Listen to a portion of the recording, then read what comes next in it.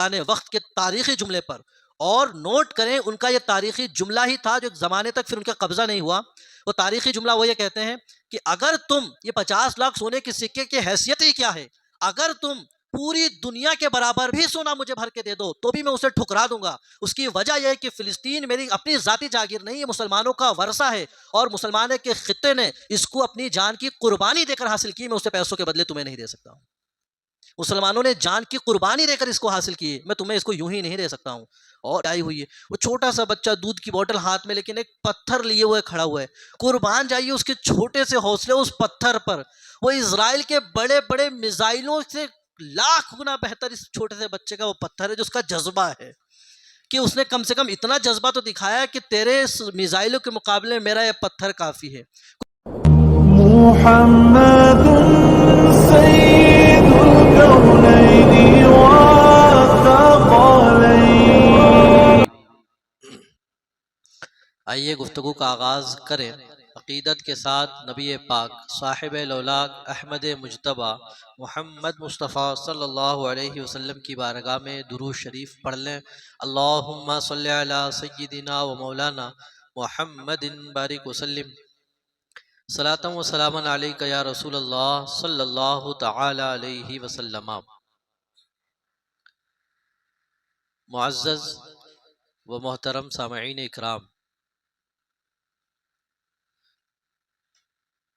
جیسا کہ آپ نے بخوبی سنا ہوگا اس جمعے کے بیانات میں کہ اکثر مساجد میں بیت المقدس، فلسطین، اسرائیل اور اس سے ریلیٹڈ جو بھی چیزیں ہیں اس کا کچھ تذکرہ کیا گیا ہے، کیونکہ موجودہ کنڈیشن میں اس پر بات کرنا بھی ضروری ہے کہ بہت سے تو ایسے ہیں جنہیں پتہ ہی نہیں کہ کچھ ہوا ہے کہ بھی نہیں ہوا ہے، اور کچھ وہ ہیں جنہیں معلوم تو ہے لیکن سب کچھ معلوم نہیں ہے۔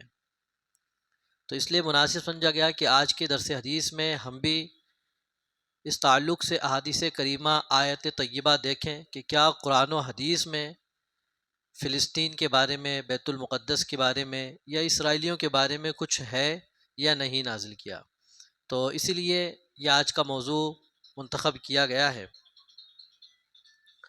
ایک مرتبہ اور درود پاک پڑھ لیں گے، اللہم صلی علی سیدنا مولانا محمد بارک وسلم، صلاۃ و سلام علیک یا رسول اللہ صلی اللہ تعالی علیہ وسلم۔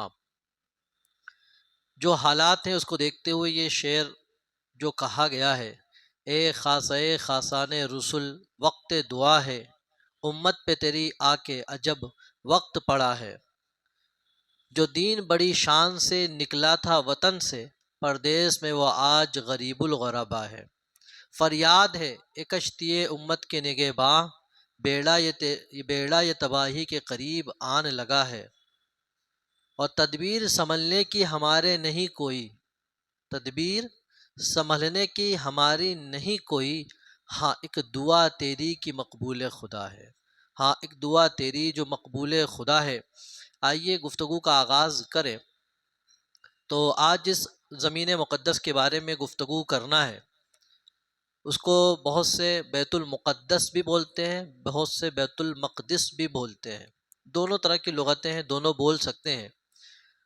اور بیت المقدس اور بیت المقدس جو ہے فلسطین کے دارالحکومت پر بھی بولا جاتا ہے، اور اسی میں ہمارا قبلہ اول مسجد اقصیٰ بھی واقع ہے، اور اسے القدس کے نام سے بھی جانتے ہیں اور یرولشزم کے نام سے بھی جانا جاتا ہے۔ یہ جو بابرکت زمین ہے، قرآن و حدیث کا اگر مطالعہ کریں تو یہ بہت ہی بابرکت اور مقدس سرزمین ہے۔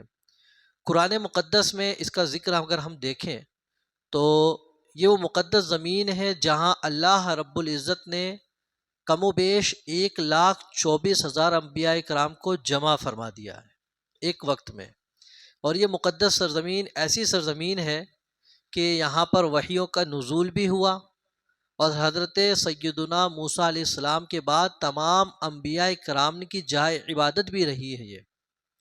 اور سب سے بڑی فضیلت تو یہ کہ نبی پاک صاحب لولاک صلی اللہ علیہ وسلم نے وہاں پر امامت فرمائی ہے، تو سب سے بڑی شرف کی بات تو یہی ہے۔ قرآن مقدس میں ارشاد ہے، سبحان الذی اسریٰ بعبدہ لیلا من المسجد الحرام الی المسجد الاقصیٰ، کہ پاک ہے وہ ذات جس نے اپنے خاص بندے کو رات کے تھوڑے سے حصے میں مسجد حرام سے مسجد اقصی کی سیر کرائی۔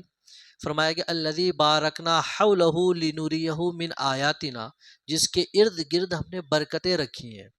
تو مسجد اقصی اور اس کے ارد گرد برکتیں رکھی گئی ہیں، تو مفسرین نے لکھا اس کے ارد گرد دنیاوی برکتیں بھی ہیں اور دینی برکتیں بھی رکھی گئی ہیں۔ قاضی بیضاوی صاحب فرماتے ہیں کہ بیت المقدس دینی اور دنیاوی دونوں برکتوں کا جامع ہے۔ دینی برکتیں تو یہ کہ اسی سرزمین پر انبیاء کرام علیہم الصلاۃ والتسلیم پر وحی نازل ہوتی رہی۔ دوسرا یہ کہ موسیٰ علیہ الصلاۃ والتسلیم کے بعد سے تمام انبیاء کی جائے عبادت رہی ہے۔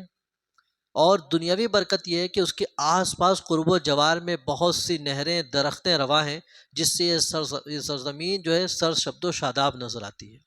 تو اس لیے ایک خاص بابرکت زمین ہے، اور میں سمجھتا ہوں یہ تمام برکتیں اپنی جگہ یہ اس وقت اور زیادہ بابرکت ہو گئی جب نبی پاک صلی اللہ علیہ وسلم نے اپنے قدوم میمنت لزوم سے وہاں سرفراز فرمایا ہے۔ اور وہاں پہنچ کر اور آپ سمجھیں تو جو واقعہ معراج ہوا ہے، یہ نبی پاک صلی اللہ علیہ وسلم کا بہت عظیم معجزہ ہے کہ آسمانوں پر پھر اس کے بھی آگے تشریف لے کے گئے، لیکن جب سفر کا آغاز ہوا ہے تو آغاز میں جو پہلا اسٹاپ ہے وہ بیت المقدس ہے۔ تو اس سے بھی آپ اندازہ لگا سکتے ہیں کہ یہ بہت ہی مقدس زمین ہے۔ اس کے علاوہ کہیں اور بھی انبیاء کرام کو جمع کیا جا سکتا تھا، لیکن اللہ رب العزت نے وہی انتخاب کر کے بتا دیا یہ کوئی عام سرزمین نہیں بلکہ یہ مقدس سرزمین ہے۔ تو اس لیے اس کی قدر و قیمت بھی بہت زیادہ ہے۔ اگر اس کی تاریخ ہم دیکھیں تو بیت المقدس کو کئی انبیاء کرام سے نسبت حاصل ہے۔ ابھی ہم دنیاوی نسبت نہیں دیکھ رہے ہیں، دینی نسبت دیکھ رہے ہیں۔ بہت سی نسبتیں، سب سے پہلے حضرت ابراہیم خلیل اللہ علیہ الصلاۃ والتسلیم ہجرت کر کے یہاں تشریف لائے اور اس کو اپنا مسکن بنایا۔ پھر آپ کے بعد آپ کے صاحبزادے حضرت یعقوب علیہ السلام کی یادیں بھی اس شہر مبارکہ میں وابستہ ہیں۔ اور پھر جب فرعون کو ہلاک کر دیا گیا تو موسیٰ علیہ السلام کی جو قوم تھی ان کو حکم ہوا کہ بنی اسرائیل کو کہ جہاد کے ذریعے بیت المقدس اور اس کے ارد گرد علاقے میں داخل ہو جاؤ، لیکن وہ داخل نہیں ہوئے، تو پھر ان کو سزا دی گئی۔ حضرت سیدنا داؤد علیہ السلام کو اللہ تعالیٰ نے حکومت عطا فرمائی اور آپ نے ہی بیت المقدس کو سلطنت کا دارالحکومت بنایا تھا۔ یعنی جو بیت المقدس راجدھانی رہی وہ حضرت داؤد علیہ السلام نے بنائی۔ حضرت داؤد علیہ السلام کے بعد حضرت سلیمان علیہ السلام کے دور میں بھی یہی شہر دارالحکومت رہا ہے، اور پھر حضرت سلیمان علیہ السلام نے اس کی ایک نئی تعمیر فرمائی، اور یہ پوری مسجد جناتوں کی مدد سے حضرت سلیمان علیہ السلام نے تعمیر فرمائی ہے، ان کے حکم سے پوری مسجد تشکیل پائی ہے۔ صلی اللہ تعالیٰ علیہ وسلم، یہاں تک کہ حضرت عیسیٰ علیہ السلام نے بھی بیت المقدس کی سرزمین ہی سے، بیت اللحم ایک جگہ ہے وہاں پر، وہیں سے اپنے اعلان نبوت بچپن میں فرمایا کہ انی عبداللہ آتانی الکتاب، کہ میں اللہ کا بندہ ہوں، مجھے کتاب دی گئی۔ تو اتنی نسبتیں اس سرزمین سے حاصل، اب آپ اس کی عظمت کا اندازہ لگا سکتے ہیں۔ ہمارے کہیں سرزمین پر کوئی ولی اللہ رہے، ہم اس کی کتنی قدر و منزلت کرتے ہیں۔ اگر مدینہ کا ادب و احترام ہے تو صرف اس لیے کہ نبی پاک صلی اللہ علیہ وسلم آرام فرمائے ہیں۔ تو آپ سوچیں جو اتنے انبیاء اکرام کا مسکن رہی ہو اس کی عظمت کا عالم کیا ہوگا۔ یہ سرزمین جو ہے فلسطین، مسلمانوں کے اعتبار سے بھی، یہود و نصارہ کے اعتبار سے بھی، ان کے نزدیک بھی یہ مقدس زمین ہے۔ جیسا کہ ان کا ماننا ہے ہیکل سلیمانی بھی وہی ہیں، ان کی دیوار گریہ بھی وہی ہیں، ہمارا بھی بیت قبلہ اول وہی ہے، اور نبی پاک صلی اللہ علیہ وسلم کی جائے امامت بھی وہی ہے۔ تو اس طرح سے ایک عظیم رشتہ ہمارا اس سے جڑ جاتا ہے۔ تو فلسطین اور بیت المقدس کا مسئلہ صرف ان کا اپنا مسئلہ نہیں ہے، بلکہ ہمارے جان و ایمان کا بھی مسئلہ وہ ہے۔ ان کی مصیبت صرف اس کی اپنی مصیبتیں نہیں ہیں، بلکہ ہماری اپنی بھی مصیبت ہے وہ۔ آپ دیکھیں کہ یہ بیت المقدس جو حضرت سلیمان علیہ السلام کا ظاہر وصال ہوا تو اس کے بعد بنی اسرائیل جو ہے بدعمالیوں میں مبتلا ہوئے۔ پھر بخت نصر ایک بادشاہ ہوا ہے، وہ بیت المقدس پہ قابض ہوا، پھر اس نے تمام تباہیاں مچائی ہیں، اور پھر معاملہ یہاں تک پہنچا ہے۔ اب یہ تو تھا تاریخ کے اور قرآن کے حوالے سے، اب آتے ہیں احادیث طیبہ میں بیت المقدس کی فضیلت دیکھیں تو حضرت اللہ علیہ وسلم سے پوچھا کہ زمین پر پہلی مسجد یا رسول اللہ کون سی بنائی گئی؟ تو آپ نے ارشاد فرمایا المسجد الحرام، کہ زمین پر سب سے پہلی مسجد مسجد الحرام یعنی کعبہ شریف بنایا گیا۔ پھر پوچھا، انہوں نے عرض کی یا رسول اللہ مسجد الحرام کے بعد کون سی مسجد بنائے گی؟ تو آقا نے فرمایا المسجد الاقصی، کہ کعبہ شریف کے بعد روئے زمین پر دوسری جو مسجد بنی ہے وہ مسجد الاقصی ہے۔ پھر انہوں نے پوچھا یا رسول اللہ ان دونوں کے درمیان عرصہ کتنا رہا؟ آقا نے فرمایا 40 آمن، دونوں کے درمیان 40 سال کا زمانہ رہا ہے۔ پھر فرماتے ہیں پھر میری بعثت کے بعد اب پوری روئے زمین تمہارے لیے مسجد بنا دی گئی ہے، تم جہاں چاہیں نماز ادا کر سکتے ہو۔ اچھا ایک چیز آپ کے دماغ میں ہو سکتا ہے آئی ہوگی کہ ابھی میں نے عرض کیا کہ حضرت سلیمان علیہ السلام نے مسجد الاقصی کی تعمیر فرمائی، حدیث پاک میں آ رہا ہے کہ آقا نے فرمایا کہ دوسری مسجد روئے زمین پر بنی ہو مسجد الاقصی ہے۔ دراصل پہلی جو تعمیر ہوئی ہے وہ مسجد الاقصی ہے، پھر اس کے بعد وہ اس کے نشانات ختم ہو گئے، اثر نو جو تعمیر حضرت سلیمان علیہ السلام نے فرمائی ہے جناتوں کی مدد سے۔ تو یہ اس کا پس منظر ہو سکتا ہے۔ ایک اور حدیث پاک دیکھیں، حضرت رافع بن عمیر رضی اللہ تعالیٰ عنہ راوی ہیں کہ جب حضرت سیدنا سلیمان علیہ السلام نے مسجد الاقصی کی تعمیر سے مکمل فارغ ہوئے تو اس خوشی میں انہوں نے جانور ذبح کیا، تو رب تعالیٰ نے فرمایا کہ میں اپنے گھر کی تعمیر پر خوش ہوں، آپ جو چاہیں مانگے میں عطا کروں گا۔ تو انہوں نے رب سے 3 دعائیں مانگی۔ حضرت سلیمان علیہ السلام نے مسجد الاقصی کی تعمیر کے بعد 3 دعائیں مانگی۔ پہلی دعا، اے اللہ میری دعا یہ ہے کہ میرا فیصلہ ہمیشہ تیرے فیصلے کے مطابق ہو، یعنی میرا جو فیصلہ ہو تیرے مرضی کے خلاف نہ جائے، تو جو تیری مرضی و مشیت ہو میرا فیصلہ اسی کے مطابق ہو جائے۔ دوسری درخواست یہ کہ مولا مجھے ایسی بادشاہی عطا فرما جو میرے بعد کسی اور کو نہ ملے، یعنی بطور معجزہ مجھے ایسی بادشاہت عطا فرما کہ کسی اور کو نہ ملے۔ تیسری دعا فرماتے ہیں میری تیسری دعا یہ ہے کہ جو شخص بھی اس مسجد میں یعنی مسجد الاقصی میں کہ جو شخص بھی اس مسجد میں حاضر ہو اور صرف یہاں نماز پڑھنے کے لیے آئے اور کوئی دوسری غرض نہ ہو دنیاوی، تو جو نماز پڑھ لے تو اس کے تمام گناہ بھی بخش دیے جائیں۔ حضرت سلیمان علیہ السلام نے دعا فرمائی، نبی پاک صلی اللہ علیہ وسلم ارشاد فرماتے ہیں ان کی پہلی دونوں دعائیں تو قبول ہو چکی ہیں، تیسری کے بارے میں میری امید یہ ہے کہ یہ بھی قبول ہی ہوگی۔ تو نبی پاک صلی اللہ علیہ وسلم نے یہ ہمیں بتایا کہ مسجد الاقصی میں 2 رکعت نماز ادا کرنا یہ ہمارے گناہوں کے کفارے کا سبب بنتا ہے۔ تو اس لیے بھی اس کی بہت اہمیت ہے، کبھی جانا نصیب ہو، اللہ نصیب کرے کبھی جانا تو انشاءاللہ وہاں ہم بھی 2 رکعت نماز ادا کریں گے۔ اچھا یہ فضیلت سننے کے بعد تمنا تو ہوتی ہے کہ 2 رکعت وہاں جا کے پڑھیں گے، لیکن اس سے پہلے ہم سے مطالبہ یہ ہوتا ہے کہ 5 ٹائم اپنی مسجد میں آ کے پڑھ لیں۔ وہ تو بہت دور کی بات ہے، موقع ملے گا تو انشاءاللہ جائیں گے، ضرور جائیں گے، لیکن ابھی تو موقع بھی ہے، دستور بھی ہے، مؤذن اور امام بھی ہے، بس جانا ہے آپ کو، رب کی عبادت کرنا ہے۔ یہیں جا کر دعا کرتے رہیں کہ مولا مجھے توفیق دے دے کہ قبلہ اول میں جا کے نماز ادا کر لوں۔ تو پہلے اس کو آباد کریں، پھر انشاءاللہ اس کو بھی آباد کریں گے انشاءاللہ عز و جل۔ اچھا اور حدیث پاک دیکھیں اس کی بیت المقدس کی حدیث کی روشنی میں، تو فرمایا کہ جس نے یہاں سے احرام باندھا، مسجد اقصی سے احرام باندھ کر حرم گیا، اللہ رب العزت تمام گناہ اس کے بخش دے گا۔ سبحان اللہ۔ تو یہ سب اہمیت بتانے کا مقصد یہ ہے کہ قرآن و حدیث میں بھی اس کے نشانات بالکل واضح ہمارے سامنے موجود ہیں، اور یہی وجہ ہے کہ شروع سے مسلمان اس کے لیے لگے رہے، کوشش میں لگے رہے، اور یہ مسلمانوں کے پاس رہا بھی۔ اس کی تاریخ اگر دیکھیں گے آپ تو یہ جو بیت المقدس مقدس ہے یا بیت المقدس کہیں فلسطین، دراصل سن 17 ہجری میں تقریباً 638 عیسوی میں حضرت امیر المؤمنین حضرت عمر فاروق رضی اللہ تعالیٰ نے فلسطین کو فتح کیا ہے۔ فرماتے ہیں کہ جب یہ مسلم فوج جو ہے، ایک مقام تھا اجادین ایک مقام تھا، اس کو فتح کر لیا، تو جو رومیوں کی طرف سے سربراہ تھا اس نے صحابی رسول حضرت عمرو بن عاص کے پاس پیغام بھیجا، اور لکھ کے کیا بھیجا ہے کہ واللہ لا تفتحوا من فلسطین شیئا بعد اجادین، کہ بخدا فلسطین کے بعد بخدا اجادین کے بعد تم فلسطین کا کوئی بھی حصہ فتح نہیں کر سکتے۔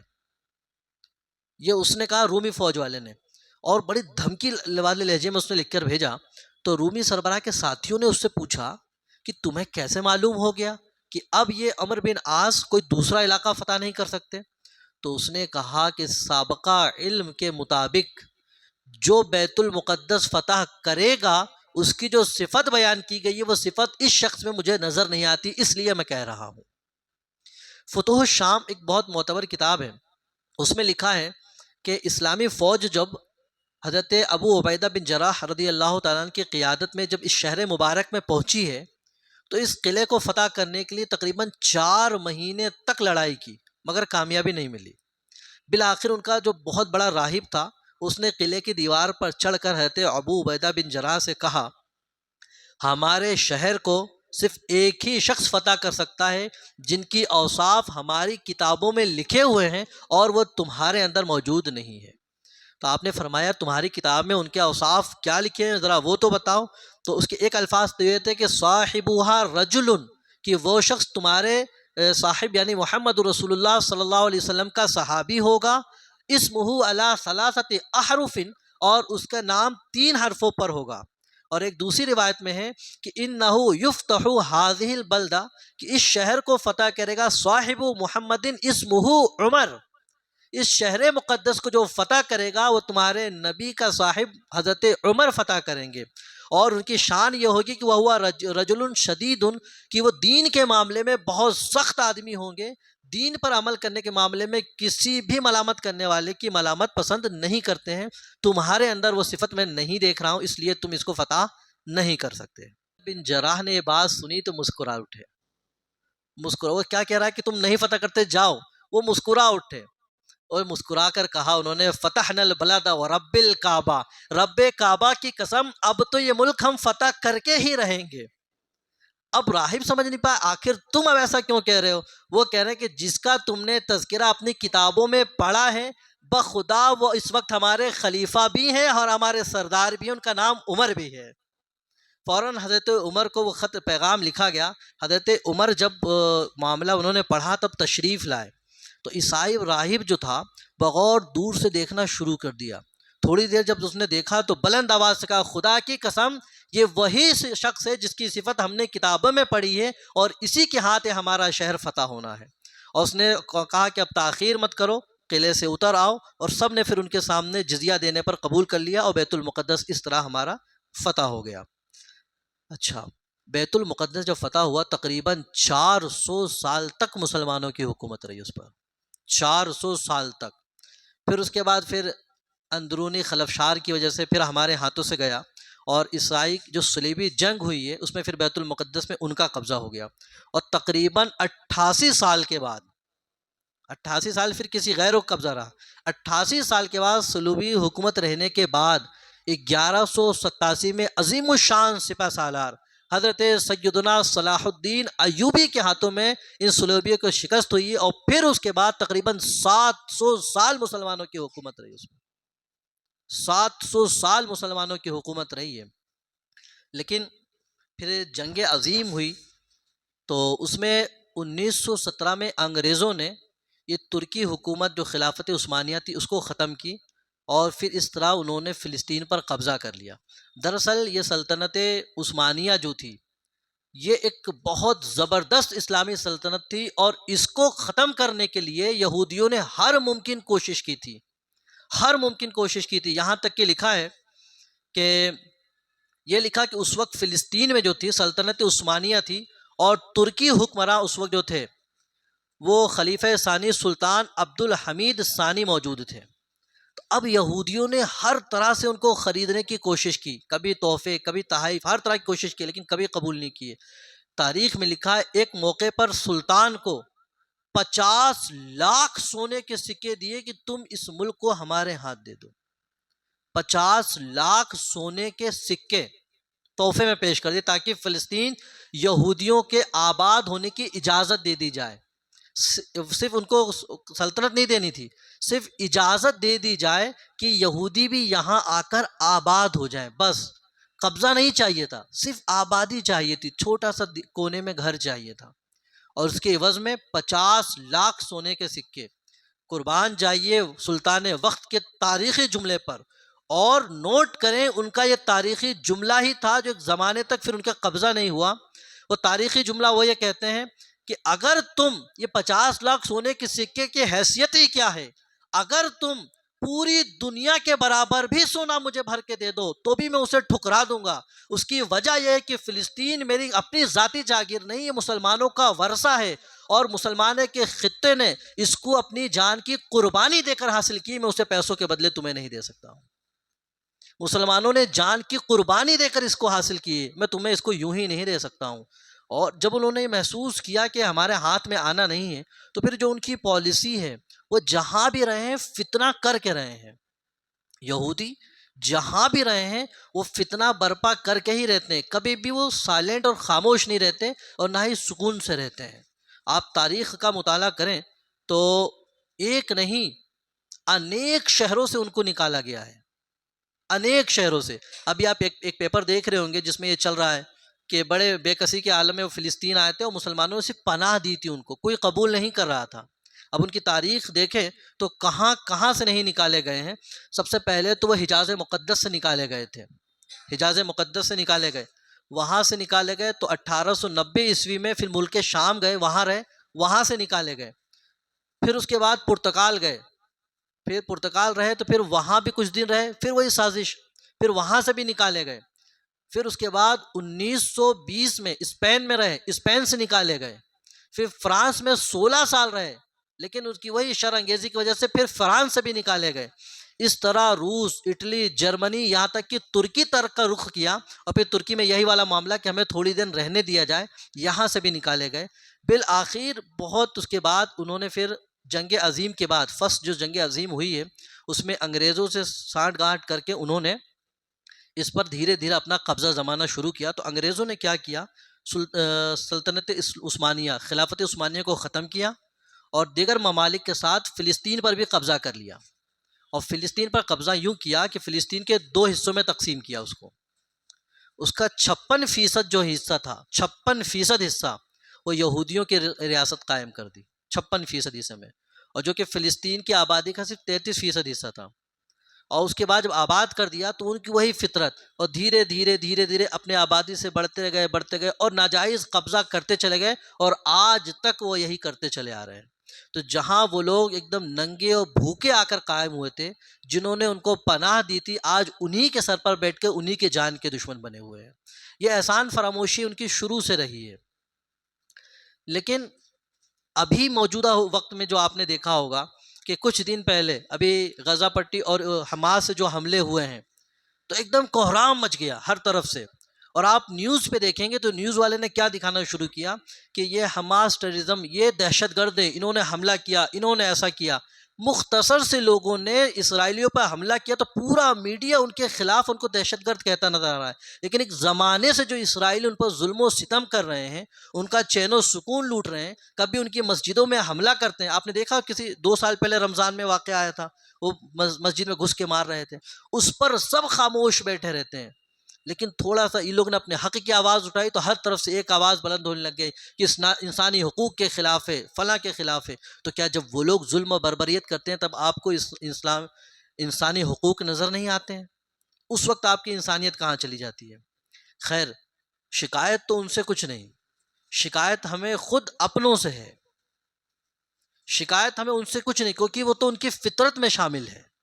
شکایت ہمیں ہمارے اپنوں سے ہے، جو صرف اپنی حکومت کے لالچ میں، کہ کہیں ان کے پائے حکومت نہ خطرے میں پڑ جائے، صرف اپنی حکومت بچانے کے لیے یا تو سامنے آ کر یا تو پس پردہ ان کی موافقت کرتے ہیں۔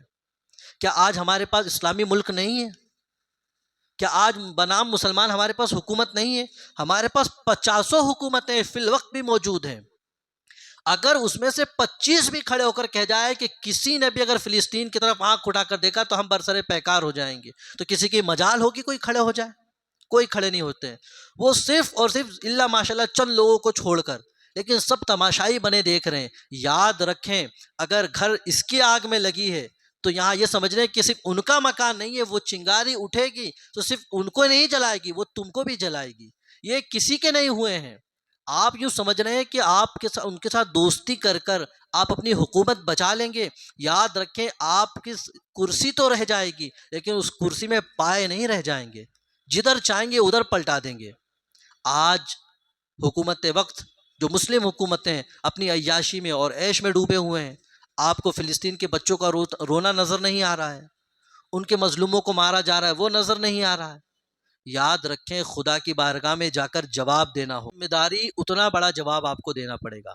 آپ سمجھ رہے ہیں کہ دنیا کی رنگینی چند دن کی بس یہی ختم ہو جائے گی؟ نہیں، آپ کو رب کی بارگاہ میں جانا بھی ہے اور جواب بھی دینا ہے۔ ہم یہاں سے کیا کر سکتے ہیں؟ ہم یہاں سے اتنا کر سکتے ہیں کہ اپ مظلوم بھائیوں کے لیے دعا کر سکتے ہیں اور ان کی فتح و نصرت کے لیے، کامیابی کے لیے دعا کر سکتے ہیں۔ بہت ہوا تو کچھ سامان وہاں پہنچا سکتے ہیں، لیکن یہ ان کا مستقل علاج نہیں ہے۔ ان کا مستقل علاج یہ ہے کہ جو ان کی طرف آنکھ اٹھا کر دیکھ رہا ہے تو آپ ان کی آنکھ پھوڑنے کے لیے تیار رہیں۔ جو انگلی ان کی طرف اٹھ رہی ہے وہ انگلی موڑنے کے اگر آپ کھڑے ہو جائیں، کچھ نہ کریں، صرف کھڑے ہو جائیں۔ آپ دیکھیں ابھی ریٹرن جب اسرائیل نے حملہ کیا تو سب کیا ہوا؟ امریکہ سپورٹ میں، ساری چیزیں سپورٹ میں۔ جب ایک دشمن کے سپورٹ میں چند لوگ کھڑے ہو سکتے ہیں تو ان لوگوں نے تو آپ کے نبی کا کلمہ پڑھ کے رکھا ہے، جس نبی کے نام پر تم کھا رہے ہو، اپنی حکومت بنائے ہوئے ہو، تو اسی نبی کا کلمہ تو ان لوگوں نے بھی پڑھا ہے۔ اور وہ لڑ کس لیے رہے ہیں؟ اپنی زمین اور اپنے قبلے اول کے لیے لڑ رہے ہیں نا، نہ کہ اپنے گھر بار کے لیے، اپنے قبلے اول کے لیے لڑ رہے ہیں۔ یاد رکھیں آج اگر ہاتھ سے قبلے اول گیا تو کل تمہاری مسجد کا نمبر آنا ہے، کل تمہاری مسجد کا نمبر آنا ہے۔ اگر قبلے اول جائے گا تو قبلے ثانی کا بھی سوچیں گے، ان کے حوصلے بلند ہوں گے۔ تو حوصلے بلند ہونے سے پہلے آپ کھڑے ہو جائیں۔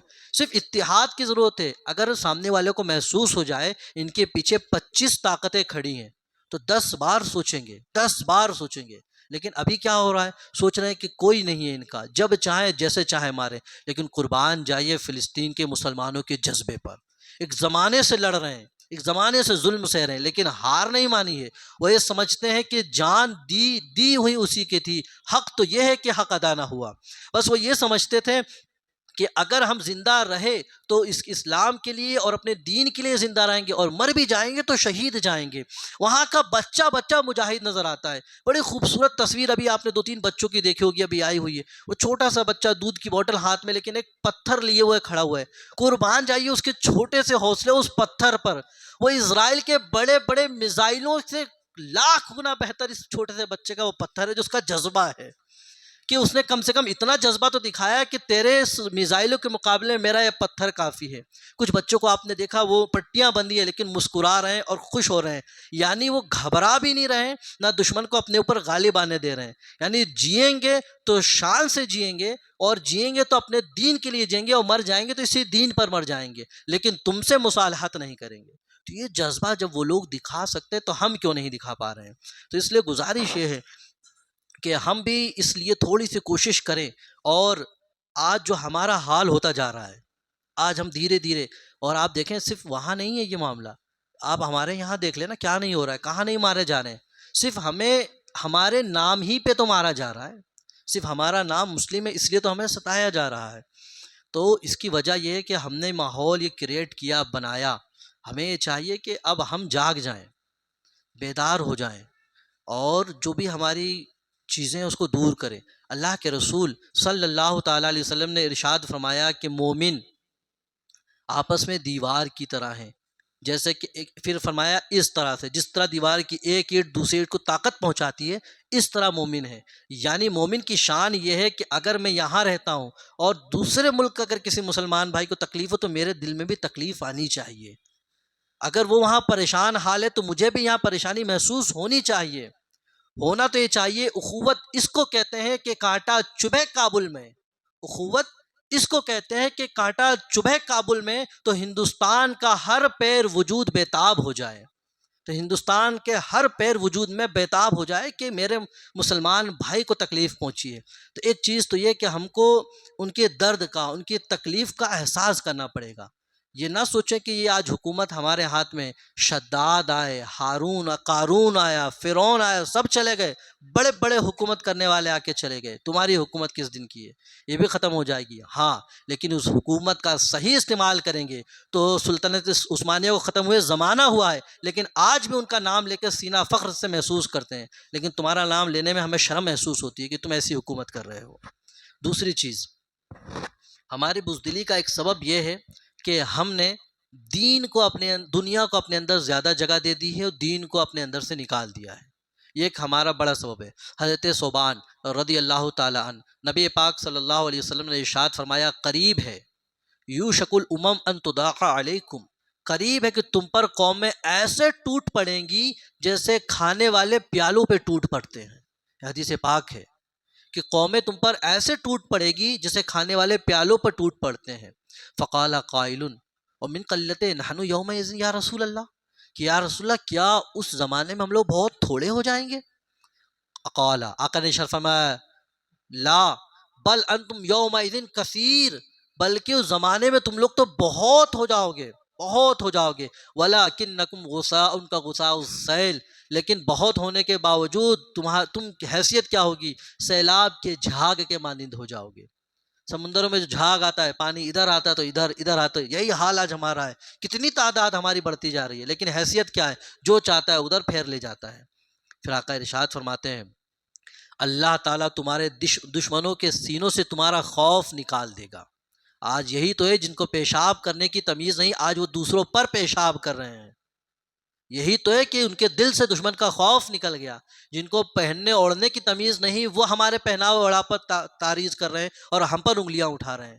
آقا نے ارشاد فرمایا اللہ تعالیٰ تمہارے دشمن کے سینوں سے تمہارا خوف نکال دے گا، اور ارشاد فرمایا وَلَا يُذِيقَنَّ اللَّهُ فِي قُلُوبِكُمْ الْوَهْنَ، اور تمہارے دلوں میں وہن ڈال دے گا، وہن۔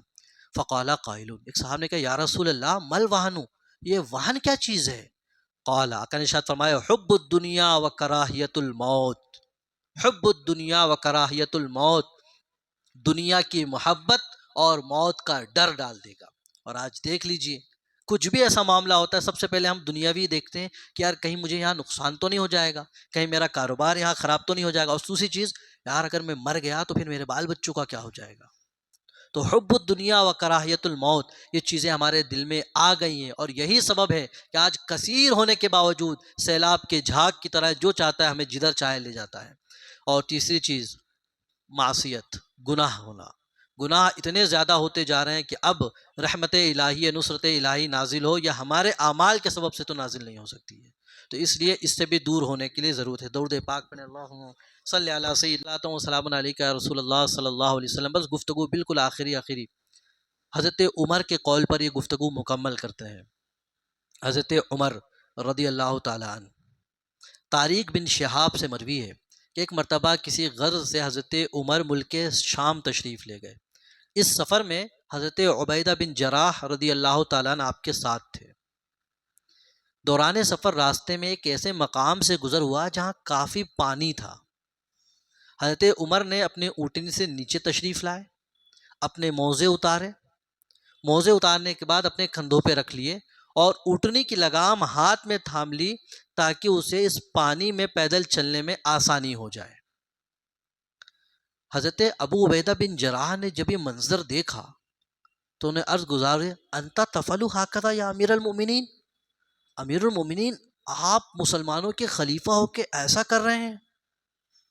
آپ موزے اتار کر کندھے پہ رکھے ہوئے ہیں، خود اونٹنی کی لگام تھام کے آپ اندر جا رہے ہیں ننگے پاؤں۔ اس علاقے کے لوگ اگر آپ کو دیکھ لیں گے تو یقیناً وہ آپ کے بارے میں باتیں کریں گے کہ مسلمانوں کا خلیفہ ننگے قدم چل رہا ہے، اور طرح طرح کی باتیں کسیں گے، اور یہ بات ہم برداشت نہیں کر سکتے۔ حضرت عمر تھے، حضرت عمر تھے۔ حضرت عمر نے اونٹنی پر بیٹھنے کے بجائے، اب ہونا یہ تھا، اچھا یہ بات ہے لوگ غلط کہیں گے، تو ہونا کیا تھا اونٹنی پر بیٹھ جاتے۔ اونٹنی پہ بیٹھنے کے بجائے آپ نے جو ریٹرن جواب دیا وہ جواب نوٹ کریں۔ وہ فرماتے ابو عبیدہ بن جراح، تیرے اس جملے پر مجھے بہت افسوس ہوا ہے، اگر تمہارے علاوہ کوئی اور کہتا تو قسم ہے اس کو ایسی سزا دیتا کہ باقی کے لیے عبرت نشان ہو جاتا۔ فرمایا اے ابو عبیدہ، ابتدائی اسلام میں ہماری کیا حالت تھی؟ ہم بے سر و سامان تھے، کبھی ایسے لمحات بھی آتے تھے کہ دو وقت روٹی میسر نہیں ہوتی تھی، کبھی ایسے وقت بھی گزرے کہ پیٹ پہ پتھر باندھتے نظر آئے ہیں، لیکن آج جو قیصر و کسریٰ ہمارے سامنے سر جھکائے ہوئے ہیں اس کا سبب یہ ہے کہ اللہ تعالیٰ نے اعزنا اللہ بالاسلام، اللہ نے اسلام کی عظمت کے سبب ہمیں عزت دے رکھی ہے۔ تو آج ہماری جو بھی عزت ہے وہ اسلام کی وجہ سے ہے، نہ کہ ہماری وجہ سے اسلام کی عزت ہے۔ آج ہماری جو بھی عزت ہے وہ اسلام کی وجہ سے۔ یاد رکھو، اگر ہم نے اسلام کے بجائے کسی اور ذریعے سے عزت حاصل کرنے کی کوشش کی تو اللہ تمہیں ذلیل و رسوا کر دے گا۔ اور آج یہی تاریخی جملہ ہمیں نوٹ کرنے کی ضرورت ہے کہ آج ہماری جو کچھ عزت ہے وہ صرف اس وجہ سے کہ ہم لا الہ الا اللہ محمد رسول اللہ پڑھنے والے ہیں۔ آج ہماری جو کچھ بھی ریپوٹیشن ہے صرف اسی کلمے کی برکت سے ہے۔ آج جو کچھ کھاتے پیتے ہیں اسی نام پر کھاتے پیتے ہیں۔ تو پھر اب ہم اس راہ کو چھوڑ کر کہیں اور سے عزت حاصل لینا چاہیں گے تو یاد رکھیں سوائے ذلت کے ہمیں کچھ ہاتھ حاصل ہونے والا نہیں ہے۔ عزت و ذلت وہ تعز من تشاء و تذل من تشاء، عزت و ذلت تو رب تعالیٰ کے دست قدرت میں، وہ جسے چاہتا ہے عزت دیتا ہے اور جسے چاہتا ہے ذلت دیتا ہے۔ تو اس لیے ہمیں چاہیے کہ ہم بھی دین اسلام کو اپنی عزت کا سبب سمجھیں، اس پر فخر کریں، اور اپنے مسلمان تو بس آخری میں کہ اپنے مسلمان بھائی کی تکلیف کو تکلیف سمجھیں اور اس کے لیے ہر ممکن کوشش کریں۔ فلسطین کے لیے ابھی ہم جو کر سکتے ہیں وہ ہے دعا، اور دعا سب سے بڑا ہتھیار ہے۔ تو آپ زیادہ سے زیادہ کوشش کریں، اپنی جتنی بھی محفل ہوں ان کے لیے دعا کریں، اور حکومت وقت جتنے بھی مسلم حکومتیں ان سے گزارش کریں گے کہ خدا را ہوش کے ناخن لیں اور ان کا سپورٹ کریں، ورنہ دن دور نہیں کہ تمہاری بھی اینٹ سے اینٹ بجا دی جائے گی۔ اور آج جو فلسطین کی سرزمین ہے وہ فلسطین کا ذرہ ذرہ نبی پاک صلی اللہ علیہ وسلم کو یاد کر رہا ہے، کہ وہ جو خوبصورت لمحہ تھا جب نبی پاک صلی اللہ علیہ وسلم 1,00,000 کم و بیش 24,000 انبیاء کرام کے جھرمٹ میں وہاں آئے تھے، وہاں امامت فرمائی تھی، جس سے اس کی قسمت جاگ گئی تھی اور ہر ایک کے دل میں اس کی عظمت بیٹھ گئی تھی۔ تو آج بھی فلسطین کی سرزمین یہی کہہ رہی ہے، ایک بار اور بھی بطحا سے فلسطین میں آ، بطحا مدینے کا نام ہے، ایک بار اور بطحا سے فلسطین میں آ کہ راستہ دیکھتی ہے مسجد اقصیٰ تیرا، کہ راستہ دیکھتی ہے مسجد اقصیٰ تیرا۔ اللہ رب العزت ہمیں صحیح معنوں میں دین پر عمل کرنے کی توفیق عطا فرمائے، اور ہمارے مسلمان بھائی جہاں بھی پریشان ہیں غیب سے ان کی مدد فرمائے۔ وآخر دعوانا الحمدللہ رب العالمین۔ السلام علیکم ورحمۃ اللہ۔ محمد